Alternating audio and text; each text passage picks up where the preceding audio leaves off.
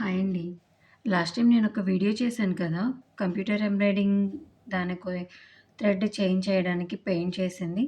ఆ వీడియో చూసిన తర్వాత ఒక కస్టమర్ తను ఇలా నీట్‌గా మగ్గం అయితే చేయించారు. బట్ ఇందులో థ్రెడ్ ఈ కలర్ యూజ్ చేయడం వల్ల తన శారీకి, ఈ బ్లౌజ్‌కి చాలా డిఫరెన్స్ వచ్చింది. సో, ఇప్పుడు నేను శారీ కూడా ఒకసారి చూపిస్తాను.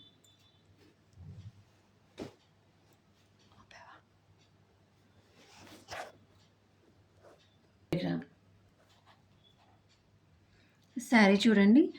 కంప్లీట్ గోల్డ్ జరీతో ఇలా వచ్చింది. ఇప్పుడు ఈ థ్రెడ్‌తో ఈ మొత్తం వర్క్ ఈ థ్రెడ్‌తో ఉండేది. దీన్ని ఇలా గోల్డ్ కలర్ పెయింట్ మనం ఫ్యాబ్రిక్‌కి పెయింట్ చేయించుకుంటాం కదా! శారీస్‌కి. సో, సేమ్ అదే పెయింట్‌తో ఇలా గోల్డ్ కలర్ షైనింగ్ ఉన్న పెయింట్ యూజ్ చేసి ఈ మొత్తం థ్రెడ్ కలర్‌ని ఈ కలర్‌లో ఉన్న థ్రెడ్‌ని ఈ కలర్‌లోకి చేంజ్ చేశామనమాట. ఇప్పుడు ఇది శారీ. ఈ శారీలోకి ఈ కాంబినేషన్ ఇప్పుడు చాలా నీట్‌గా కనిపిస్తుంది మనకి. ఫస్ట్ వాళ్ళు వర్క్ మొత్తం ఈ థ్రెడ్‌తో చేశారు. సో, చాలా డిఫరెన్స్ ఉన్నది. సో, కస్టమర్ అడిగారు, నాకు మొత్తం ఈ థ్రెడ్ రీప్లేస్ చేయడానికి మళ్ళీ మగ్గం చేయిస్తారా?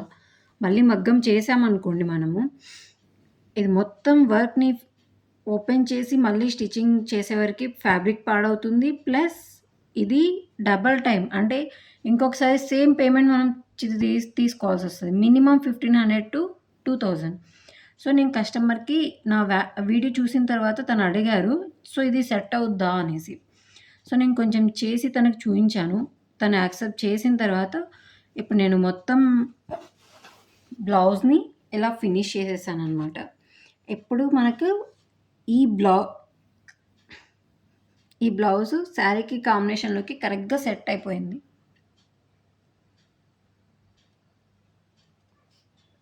సో, కస్టమర్ కూడా ఈ శారీ అండ్ బ్లౌజ్ చూసిన తర్వాత చాలా హ్యాపీ ఫీల్ అయ్యారు. ఆఫ్టర్ నేను ఈ బ్లౌజ్ స్టిచ్ అయిన తర్వాత కూడా మీకు ఫోటోని షేర్ చేస్తాను.